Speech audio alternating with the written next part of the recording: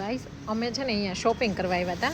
અમે છે ને પહેલાં બટેટા લેવાની શરૂઆત કરીને ત્યારે જો આવા ઝીણા ઝીણા બટેટા હતા. પછી આ ભાઈને મેં બોલાવ્યા અને કીધું કે ભાઈ આ થોડાક ચેન્જ કરી દો ને, બટેટા નવા નાખો ને.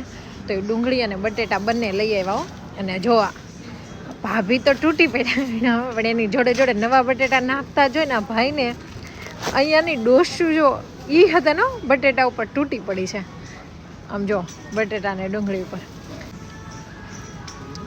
અને આજે બટેટામાં ઓફર છે એટલે જો આ બા તો હશે 90 વર્ષના હો, કેવું એનું શાકભાજી લેવા જાતે આવ્યા છે.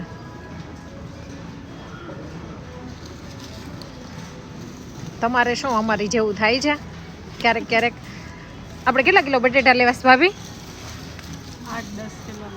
8-10 કિલો. અમારે 8-10 કિલો બટેટા હોય જ. આજ તો મારે છે ને રોબોટાર ફાઇટિંગ કરવાનું થાય જ તે કરી નાખો. ઝુકને વાલા મેં છે એમ નહીં, ઈ વયો ગયો સાઈડમાં.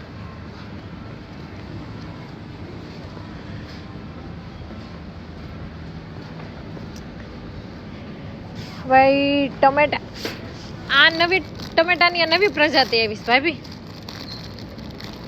આ ટમેટા નવી પ્રજાતિ આવી જો, પર્પલ કલર. મને લાગે છે 2.5 યુરોથી ઓછા નથી એમ. ભાઈ કેટલા પ્રકારના ટમેટા છે. ફેર શું પડે આમાં? ખાવામાં તો ટેસ્ટ એક જ હરખો આવે. આને વળી અલગથી બોક્સમાં સજાવીને મૂક્યા છે એટલે એના 50 સેન્ટ વધારે લેશે. અને એનાથી પણ જો ગાઈસ આ મારા છે ને અહીંયાના મૂળા છે હો. મારે મૂળો નથી ખાવો.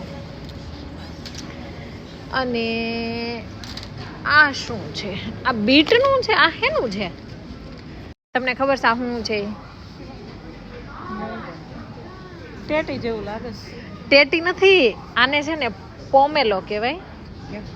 અને આ અંદરથી કાપીએ ને તો કોના જેવું નીકળે ખબર? સંતરા જેવું નીકળે અને આમ લાલ લાલ હોય. અને આ છે ને ખાટું હોય. આને ગુજરાતી કદાચ ચકોતરું એવું કંઈક કે ખબર નહીં. આ ત્યાં મળે છે કે નથી મળતું મને નથી ખબર. તમે આ જોયું હોય તો મને કહેજો. આ છે ને એક પ્રકારની આમ ગણીએ ને તો લીંબુની પ્રજાતિ પણ ગણી શકાય. હા, અહીંયા દોરેલું. ચલો ભાઈ આપણે ડ્રાયફ્રૂટની વેરાયટીમાં આવી ગયા. આપણને ડ્રાયફ્રૂટમાં તો કોઈ ઇન્ટરેસ્ટ નથી, પણ આપણને સિંગમાં બહુ ઇન્ટરેસ્ટ છે.